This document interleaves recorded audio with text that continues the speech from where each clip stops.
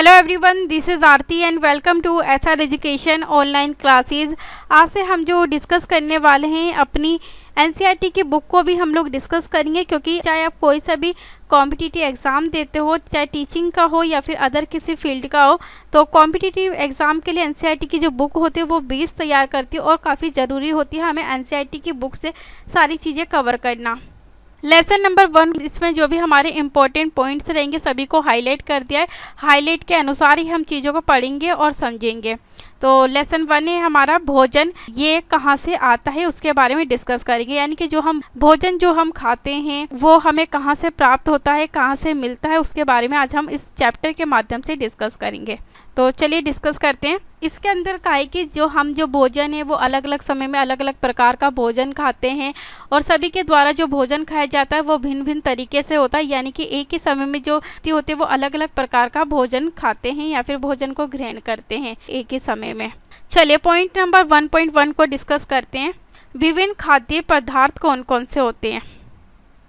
जैसे जो विद्यार्थी है, दोस्त है, उनका नाम आपको इसमें लिखना है इस टेबल में, और दूसरी टेबल में जो आपको लिखना है टेबल नंबर 2 में, इसमें जो आपके दोस्त है और अपने पूरे दिन में खाए गए जो पदार्थ नाम लिखना है। क्योंकि आपको पता है एक ही समय में जो सभी लोग हैं वो अलग अलग प्रकार का भोजन करते हैं। चलिए अगले पॉइंट में डिस्कस करते हैं। जैसे आपने देखा होगा जो पके हुए चावल बनते हैं आपके घर में वो कैसे बनते हैं। जैसे पके हुए चावल जो बनते हैं वो हम पहले कच्चे चावल लेते हैं, उसके बाद उसे पानी में उबालते हैं और फिर उसे तैयार करते हैं। तो जब पक्के चावल को बनाने के लिए हमें 2 पदार्थों की आवश्यकता होती है। किस किस की? एक तो जल की या फिर हमें पानी की आवश्यकता होती है। जब हम 2 पदार्थों को मिला के कोई भोजन बनाते हैं, कोई सामग्री बनाते हैं, तो उसे हम क्या कहते हैं? संघटक या फिर हम संगठन कहेंगे।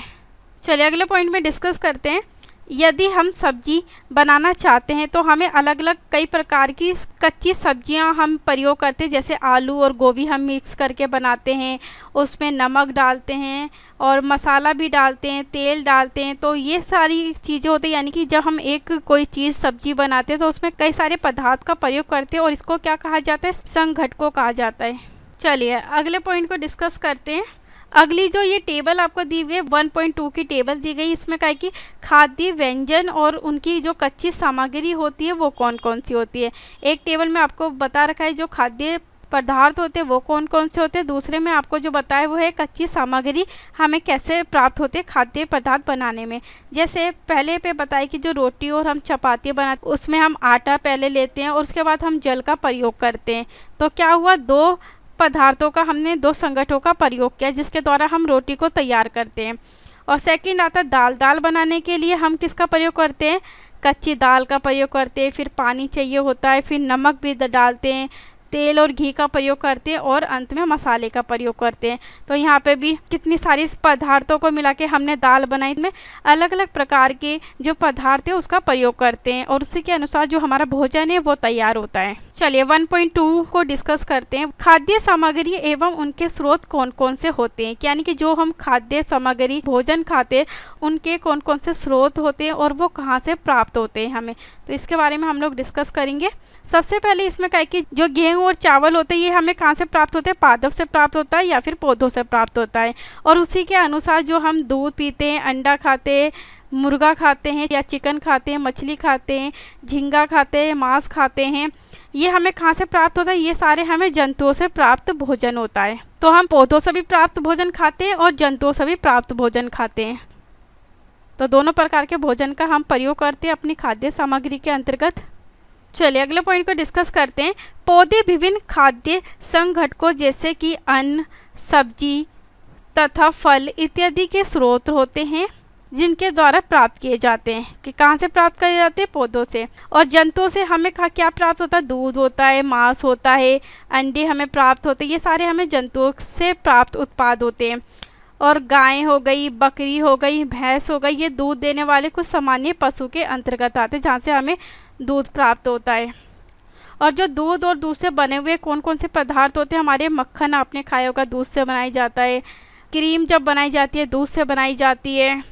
घी जो बनाते दूध से बनाते हैं, पनीर बनाते हैं, दही बनाते हैं। तो इसका जो प्रयोग है सभी लोग करते हैं। यानी कि इस सभी जो व्यक्ति है सभी क्षेत्रों में इसका प्रयोग किया जाता है दूध से बने हुए पदार्थों का।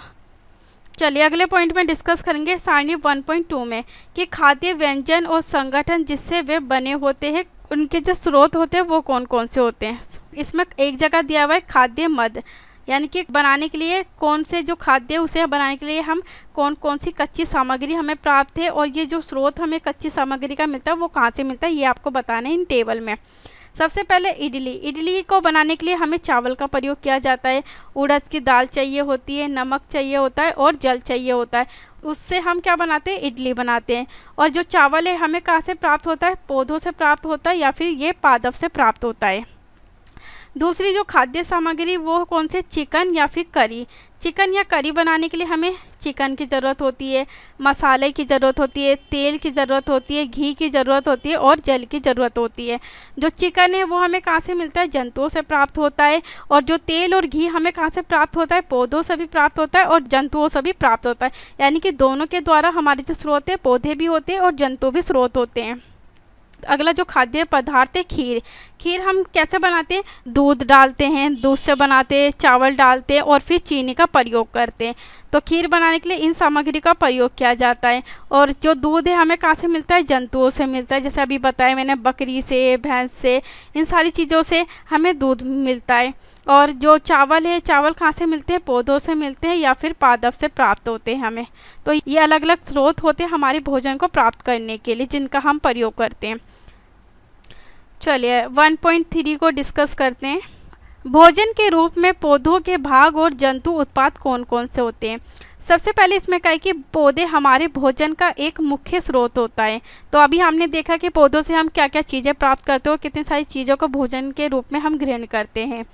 हम पौधों के कौन से भाग का उपयोग करते हैं खाद्य पदार्थ में, यानी कि खाने के लिए।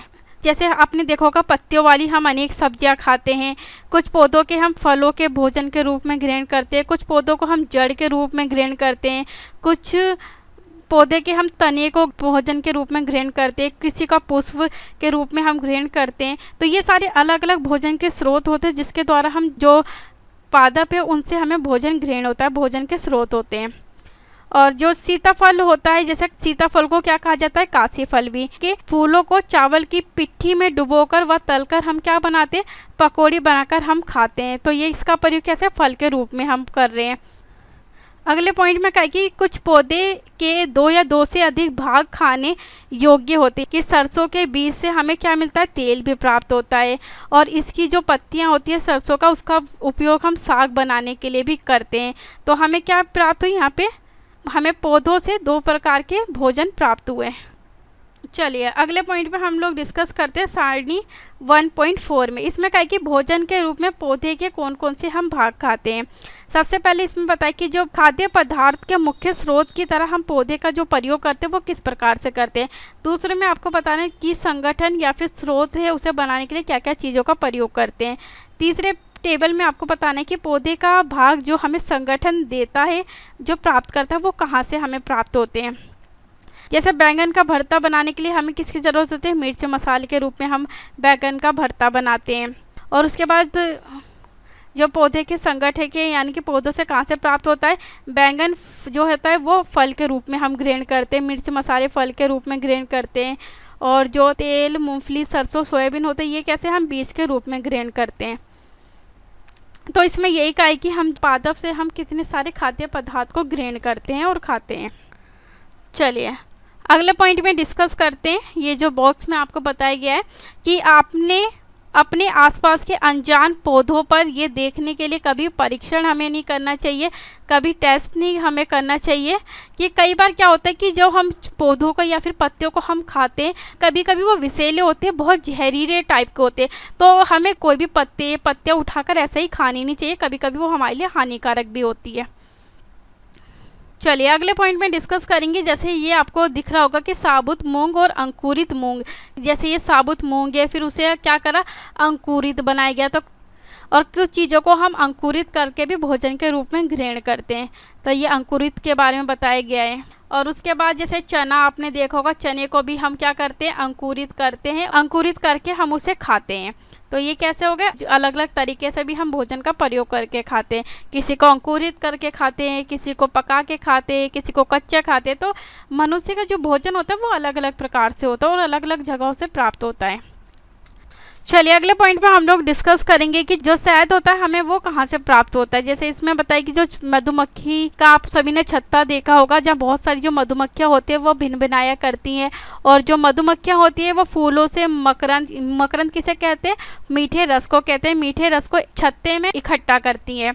और फूल और उनका जो मकरंद होता है, जो मीठा रस होता है, वो वर्ष में सिर्फ कुछ समय में ही उपलब्ध होता है। मधुमक्खी है और अपने जो मीठे रस का भंडार करती है या फिर इकट्ठा करके अपने छत्ते के अंदर रखती रहती हैं, ताकि जो पूरे वर्ष इसका जो उपयोग है वो किया जा सके।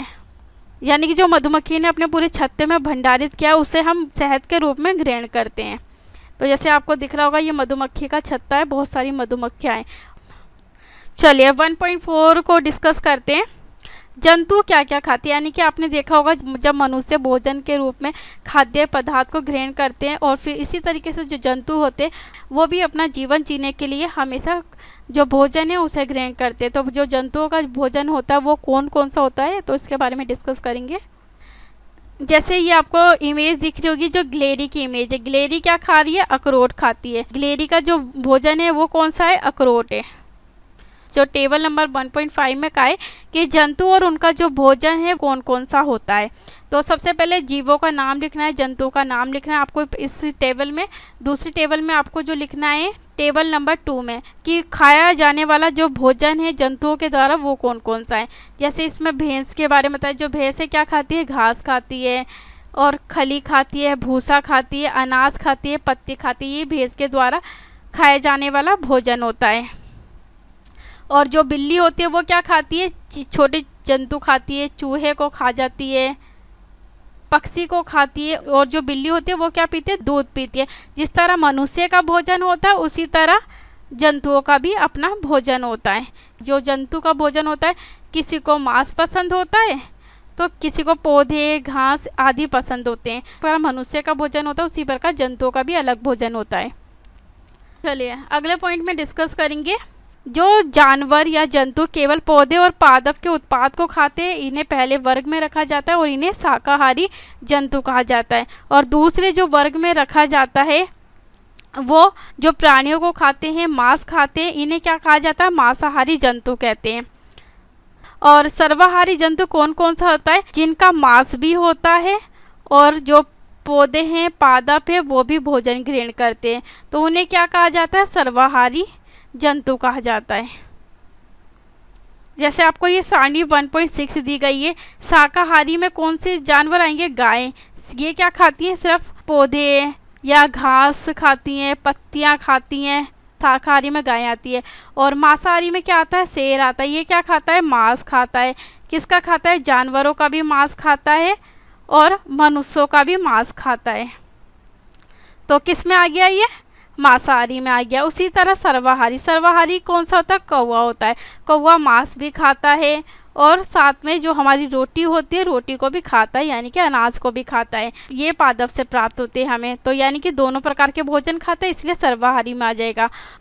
चलिए हमारी जो बुक थी सारी चीज़ें डिस्कस कर ली है। अब कुछ इम्पोर्टेंट पॉइंट्स है उसे हम लोग डिस्कस करते हैं, जो हाईलाइट है। सबसे पहले संगठक अभी हमने पढ़ा था क्या होता है। जैसे हम चावल पकाने के लिए किस किस का प्रयोग करते हैं, कच्चे चावल लेते हैं और जल का प्रयोग करते हैं। उसके बाद हम क्या करते हैं, पके हुए चावल बनाते हैं। दो पदार्थों के प्रयोग से जब हम कोई चीज़ बनाते हैं उसे संगठक कहते हैं। और दूसरे में आता है खाद्य क्या होते हैं, हमारे खाने वाले पदार्थ होते हैं या स्रोत होते हैं। ये कहाँ से मिलते हैं हमें, या तो हम जंतु से प्राप्त करते हैं या पौधों से प्राप्त करते हैं। तो ये हमें दोनों चीज़ों से प्राप्त होते हैं। मकरंद किसे कहते हैं, मधुमक्खियों के द्वारा जो मीठा रस होता है उसे मकरंद कहा जाता है, जिसके द्वारा मधुमक्खी क्या बनाती है, अपना भोजन या शहद बनाती हैं। चौथे पॉइंट में क्या है, अंकुरित बीज को हमने अभी पढ़ा था। जैसे साबुत दाने हो गए, हम इसे जब भिगोते हैं किसी कपड़े में 2-3 दिन तक लपेट कर रखते हैं जिसमें हवा ना लगे, जो साबुदाने होते हैं और चने क्या होते हैं वो अंकुरित होने लग जाते हैं। जो अंकुरित भोजन होते हैं उसे भी हम खाते हैं। अगले पॉइंट में कहा कि शाकाहारी। शाकाहारी कौन से होते हैं? जो पादप या फिर पौधों को खाते हैं अपने भोजन के रूप में, उसे शाकाहारी कहा जाता है। मांसाहारी में कौन से आते हैं? जो जंतु को खाते हैं या प्राणी को खाते हैं, तो इसे क्या कहेंगे? मांसाहारी कहेंगे। अगले में क्या है? सर्वाहारी। सर्वाहारी में कौन सा आता है? कौवा आता है। ये अनाज भी खाता है और साथ में मांस भी खाता है, तो ये किस में आ जाएगा? सर्वाहारी में आ जाएगा।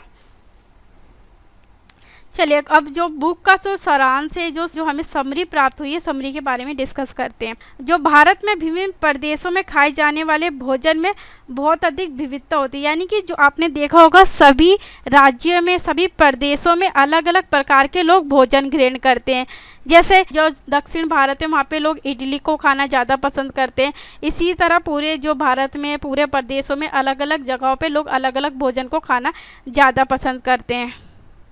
अगले पॉइंट में क्या? हमारे भोजन के मुख्य स्रोत पौधे तथा जंतु दोनों होते हैं, यानी कि जो हम भोजन को ग्रहण करते हैं हम पौधों के रूप में भी खाते हैं और जंतु के रूप में भी खाते हैं। अभी हमने पढ़ा था वो जंतु से क्या खाते हैं? मांस, ये सारी चीज़ें हमें जंतु से प्राप्त होती है। दूध हम जो लेते हैं जंतु से प्राप्त होता है। मक्खन, घी, ये सब हमें कहाँ से प्राप्त होता है? जंतुओं से प्राप्त होता है। और पौधे के रूप में हम क्या खाते हैं? साग, सब्जी, और फल के रूप में ग्रहण करते हैं। सीताफल हो गया, और जैसे चावल हो गए, अनाज हो गया, ये कहाँ से प्राप्त होता है? पौधों से प्राप्त होता है। अगले पॉइंट पे क्या है? जो जंतु केवल पादप खाते हैं उन्हें शाकाहारी कहते हैं। जैसे अभी आपको समझाया कि जो जंतु सिर्फ पादप खाते हैं, पौधे को खा के जिंदगी बिताते हैं अपने, उन्हें हम शाकाहारी कहते हैं। अगले पॉइंट पे क्या है? जो जंतु केवल जंतुओं को खाते हैं, मांस खाते हैं, उन्हें हम क्या कहते हैं? मांसाहारी कहते हैं। और अगले पॉइंट में क्या है कि जो जंतु पादप तथा दूसरे प्राणियों को खा जाते हैं उन्हें क्या कहते हैं? हम सर्वाहारी कहते हैं। इसमें क्या आ जाता है? कौवा आ जाता है। मांसाहारी में क्या आ जाता है? शेर आ जाता है हमारा। शाकाहारी में क्या आता है? गाय आती है हमारी। आई होप कि आपको जो पूरा चैप्टर बहुत अच्छे से हमने चीज़ों को कंप्लीट कराया और कवर किया, और सारी जो चीज़ें वो आपको अंडरस्टैंड हो गई होगी। अगली क्लास में कुछ अगले टॉपिक से रिलेटेड हम लोग डिस्कस करेंगे, और जो सारे जो सब्जेक्ट हैं हम सभी सब्जेक्ट को कंप्लीट करते हुए चलेंगे। तो थैंक यू सो मच आज की क्लास के लिए।